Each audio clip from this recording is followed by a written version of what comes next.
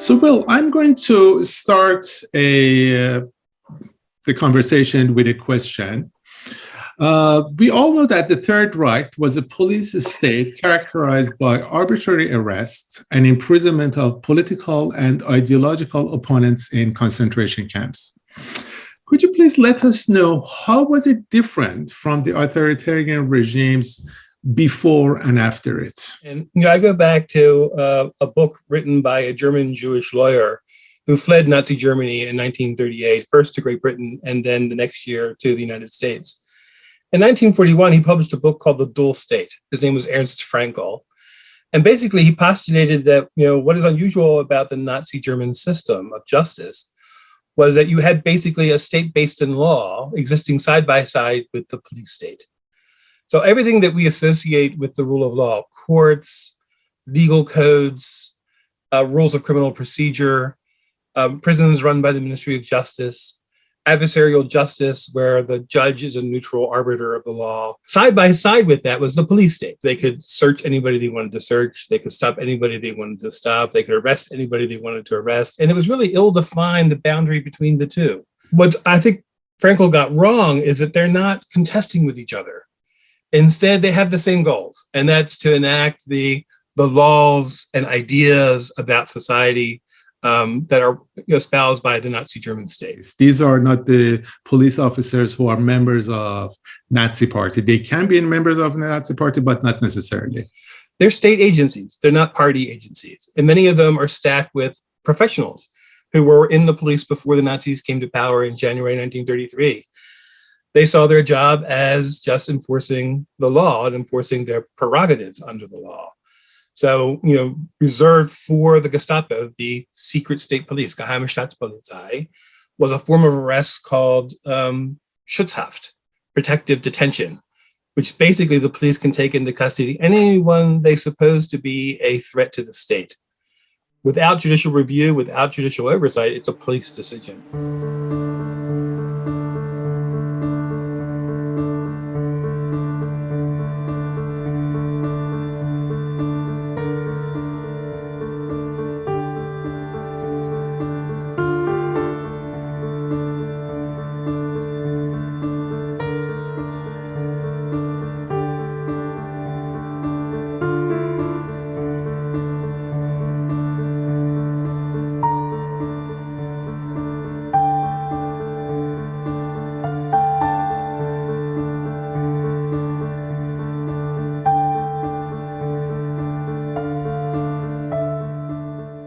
Will, could you tell us about the Reichstag fire and how did it affect the laws? There are basically 10 laws, only 2 of which are decrees.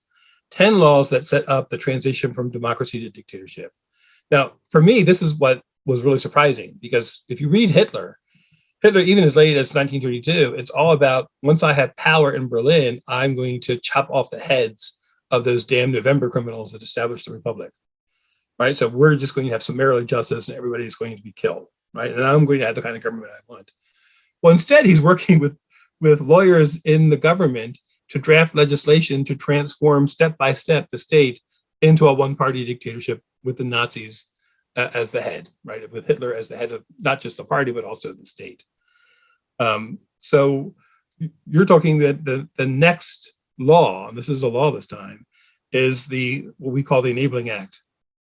Where Parliament grants its authority to pass laws to the cabinet, to Hitler and the people around him. And as part of a state of emergency, they do it only for 4 years. And the Supreme Court was asked to rule on this, whether it was legitimate or not. And the Supreme Court insists that there was still a quorum in Parliament, despite the fact that the Nazis arrested all the communist delegates and about a fourth of the socialist delegates. But those remaining voted by a 2/3 majority for passing their legislative authority to the cabinet. And that 2/3 majority is really important because it gives then the cabinet the right to pass laws that violate the Constitution. So from that moment on, the Constitution is valid only insofar as the government hasn't changed it.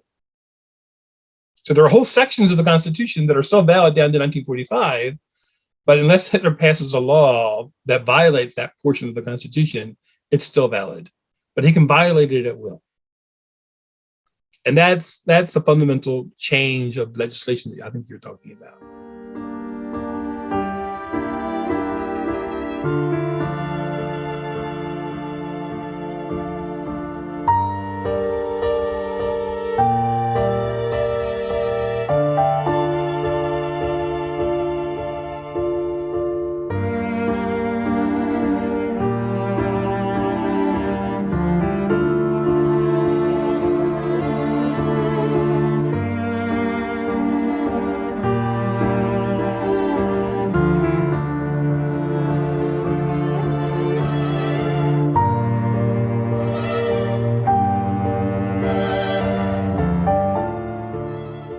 As I was preparing for this session, for this panel, one of the things that really struck me the most was there was an image, a photo of many lawyers standing behind one of these courts. I think it was a people's court or something. And because in the Iranian context, the Bar Association has always been a subject of controversy and harassment, lawyers trying to fight for independence and all of that. But also, not long ago, the judiciary came with a list that had been vetted from high above of like approved lawyers for sort of like national security cases, which would kind of, I guess it would, if all of us in this panel were in Iran, we would be falling under that category of allegations. So it just, the similarity was astonishing to me. I'm very familiar with the image you mentioned, and it's striking because a British historian named Ian Kershaw, he postulated that it wasn't so much from Hitler down. It was much more people at the lower level thinking about what Hitler would want and then working towards that goal. And that image is a perfect example of that, because that was basically the Prussian courts. And at the time, the Minister of Justice in Prussia was a Nazi named Hans Carroll. And he knew that, as far as Hitler was concerned, Jews were not German.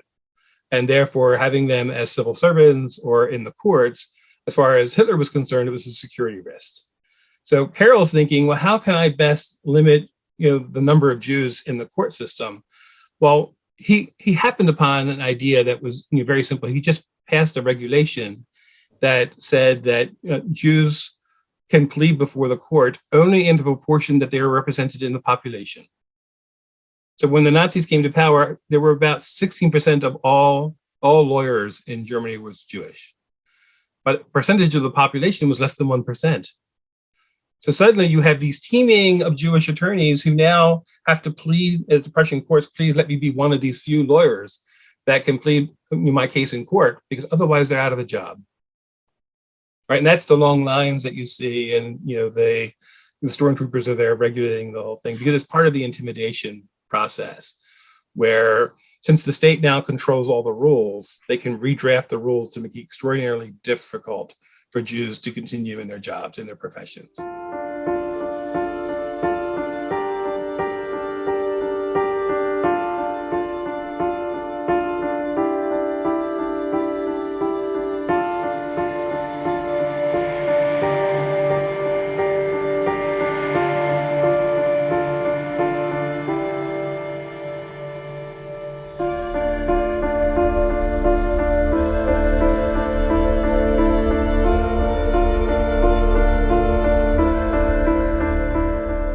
And of course, the Nazis, they introduced the concept of the Aryan to the law for a while. And then I think they changed it to people of German origin. Could you, because many Iranians, unfortunately, they think that when the Nazis are talking about Aryan, they're also talking about Iranians.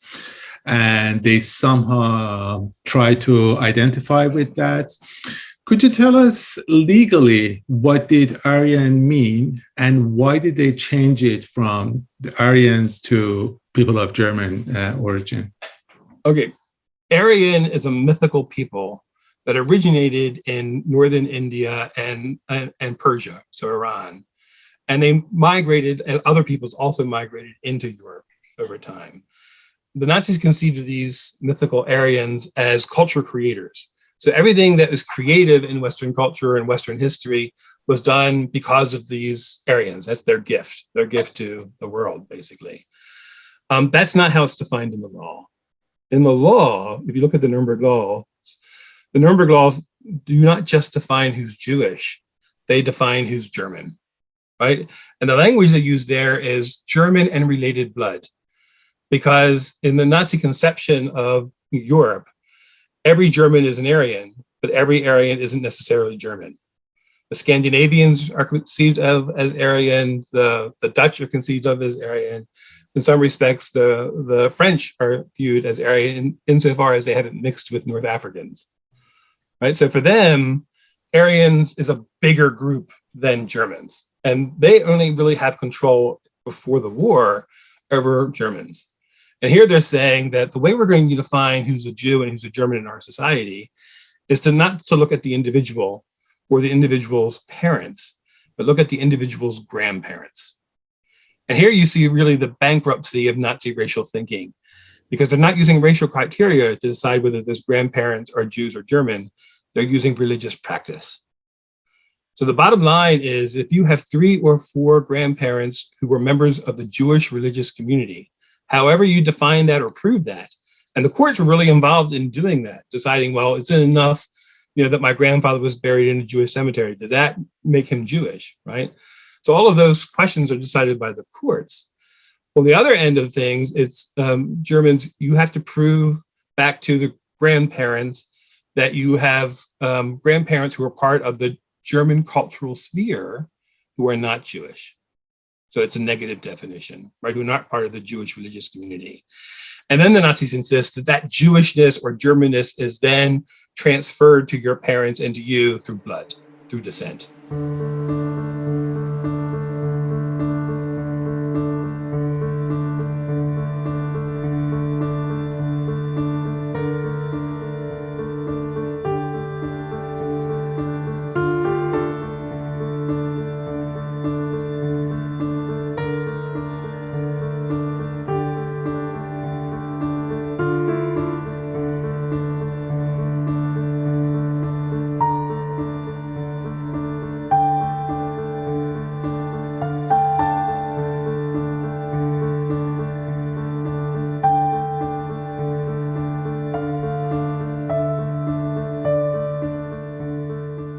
How people obeyed or became comfortable with all these massive changes, or whether, in such a short time, all these changes happen within a few years. Sometimes, you see changes are gradual, like in some countries, changes, you used to, I don't remember it takes a decade to, these changes to be implemented, but this is very fast. Within a few years, everything changes.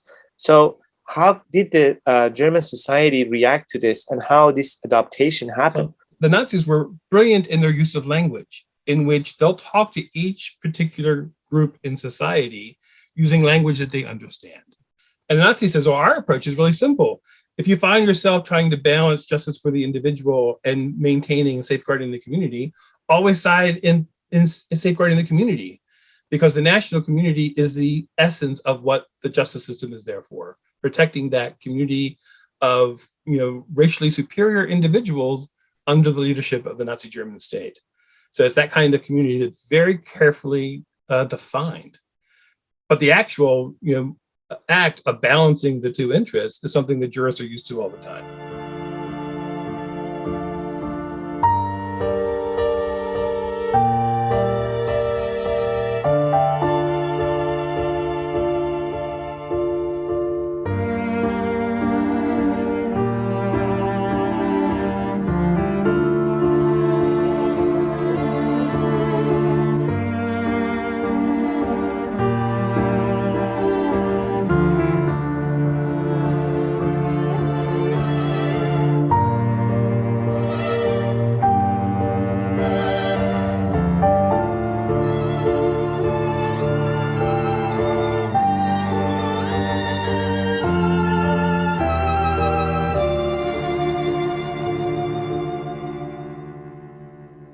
the way that the German society is somehow represented in movies and stories nowadays, like it's like German society under the rule of Nazi state, of course, is very much like immensely cruel society. And, like I'm wondering how something like that is possible, because from sociological perspective, a society without trust and without empathy, like a level of empathy, cannot really function.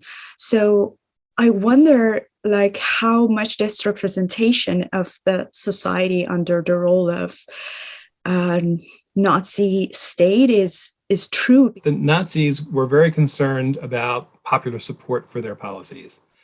As far as Hitler was concerned, the Germans were their constituency, and they wanted the Germans to love them, to support them beyond reason. And in order to know what ordinary people were thinking, they had what was called V-men, Vertrauensmen, trustworthy individuals, who were embedded in various parts of society all over Germany, who wrote reports to the secret police, to the SD, about what people were thinking about government policy, about Hitler, about what was happening with the Jews. And from that, the Nazis learned very quickly that the public did not like open violence towards individuals in German society. Legislation is one thing. They'll accept legislation. That's not a problem, because it's also not them doing it, and you don't really see violence in public. But Kristallnacht, for example, where Nazi thugs burned down synagogues and smashed Jewish-owned businesses and plundered, that shocked ordinary Germans. And that's the last time you'll see public displays of violence in Germany proper. It's one of the reasons why the killing of Jews happens in occupied Poland, because that's considered over there, away from the sight of ordinary Germans. So the Nazis are very much concerned about popular support, and very concerned about what ordinary Germans think of them, because for them, that's their constituency. That's who they're trying to get at. And they find that legislation is systematic and it's general and applicable across the board, and it is rational, whereas acts of violence, most Germans reject that.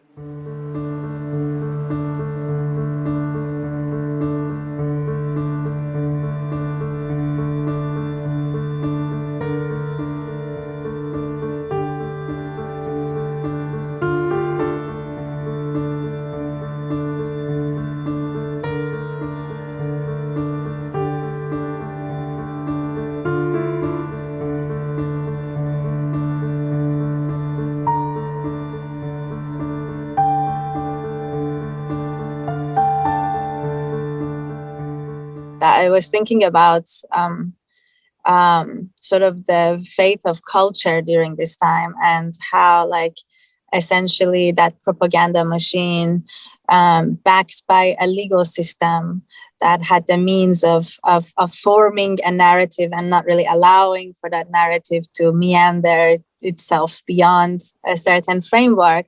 Right. How did that come about in terms of structural and legal frameworks? I say that because, in Iran, a lot of the cultural censorship laws came about with the cultural revolution that emerged soon after the actual Islamic revolution. So in a way, it was cleansing the different institutions. When they established the Ministry of Propaganda and Public Enlightenment under Joseph Goebbels, who is a close ally of Hitler's and rapidly anti-Semitic, he then requires all artists join a particular association of National Socialist artists. And every one of those sort of cultural professions then have their own organization under the leadership of Goebbels and the Ministry of Culture, in the Ministry of Propaganda and Public Enlightenment. So that if you're going to do any kind of work in Germany, you have to have the support of that association or it doesn't get done. Right? And that's part of how, on one hand, they're weeding out those that they regard as alien.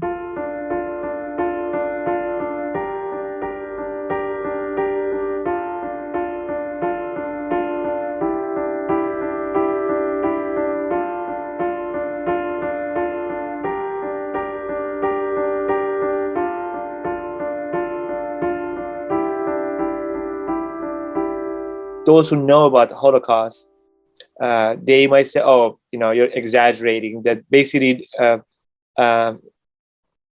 I just think it might not work, and it might not be effective in warning, making people aware of what these governments are doing, because you might be labeled as somebody who's exaggerating. You don't understand. Anyways, I want to know your opinion. I think it's too simple to say it's exaggerating. I don't think that at all. I think it's much more rejecting the idea that there are parallels, and instead think in terms of warning signs. Warning signs is a much more useful way to think about these things, to say that if the government decides they're going to create, for example, a parallel court system to hear particular crimes of political nature, that's a warning sign. That's an indication that the government is trying to gain control of a particular area of criminal law that's important to the political leadership. That is then contrary to the demands of justice. And thinking in terms then of warning signs, even though the Nazis did that very thing, they created a special court system, I don't see it as parallel, I see it as a warning sign from the history. And I think that's useful. I think that's also legitimate. What is useful about it? How it can help the society in preventing the type of...